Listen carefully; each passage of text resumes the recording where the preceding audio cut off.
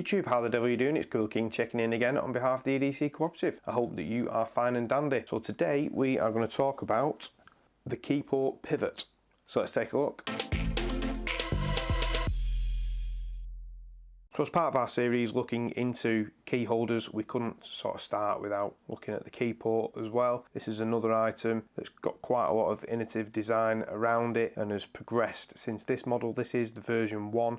There's 2 incarnations since then. So this is the packaging that it comes in. Obviously it says works with standard keys, tool inserts, tech tool modules. These are all things that they provide on their website that you can buy. On the back it says we've got a pivot lock, prevents keys loosening, works with keys, optional pen insert, optional flash drive, aircraft aluminium chassis, D-ring attachment for auto fob, flexible linkage, module attachment ports, serial number for lost and found, which is quite an interesting thing. Obviously we have trackers like the Chipolo tracker and stuff. This is something a bit different that they run themselves, and then it's obviously just shows us a thing in there as to how it looks packed in. This holds between 2 and 9 keys, so let's open the box.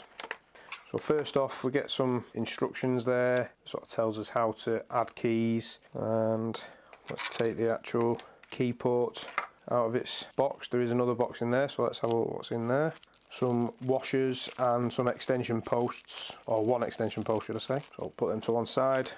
Won't necessarily need them either. So there we can see it's got a small logo there, Keyport Pivot. We've got a extension post, that's the D-ring that it says, which is quite hard to get out, but there's the D-ring on the back of the expandable bit. Is if you've got a lot of keys, if you've got 9 keys, this might be a bit more useful to you than if you only got 1 key. But let's take a look and see what it's like. So we'll need a flathead screwdriver. It does say you can use a coin to do this.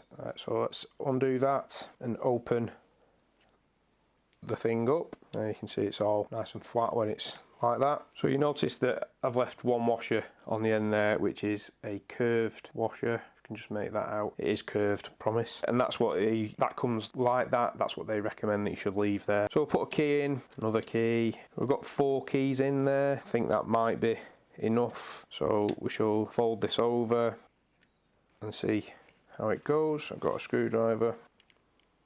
That's me, 4 keys in there. Come out nice and easy. Can fan the keys, get to the key that I want, which is that one. Quite a nice grip to unlock a door. I'm actually surprised that I've never actually used this because it is quite a nice, simple design. With all the optional extras that they advertise on the website, it would be quite something interesting to use. But if you want to use 9 keys,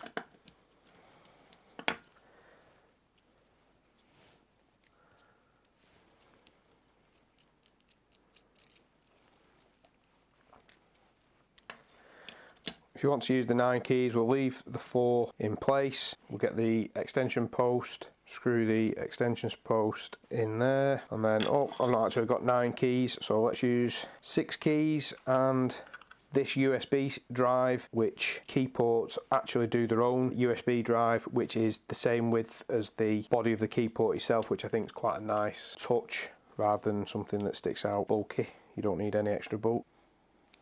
So there we have it fully loaded. And again, we can get to our keys that we want, or the USB drive, and just leave that sticking out at the end, get the keys that you want. Still, it's quite a nice thing to grip if you have got 9 keys to stick on there. And of course, with the D-ring on the end, if you really wanted, you could use something like the magnets, put your magnet on and have your car key on the end there, or a carabiner in your bag or something like that. So like I say, I'm quite upset really that I've not actually given this any pocket time. In all the time that I've had it for a number of years, and I've never got round to using it. It is something that has piqued my interest a little bit. With all the things that they do something called an omnifob, which is a button that sort of controls smart home type of thing, so you can turn lights on and off. I use Philips Hue. That is something that I'd be quite interested in looking at in the future. Maybe I'll purchase one to give it a go to see if it works as good as it looks like it works. This is the Pivot 1. The Pivot 1 is $19.99. At the moment it is $12.99 on their website. So it's quite cheap, quite a good little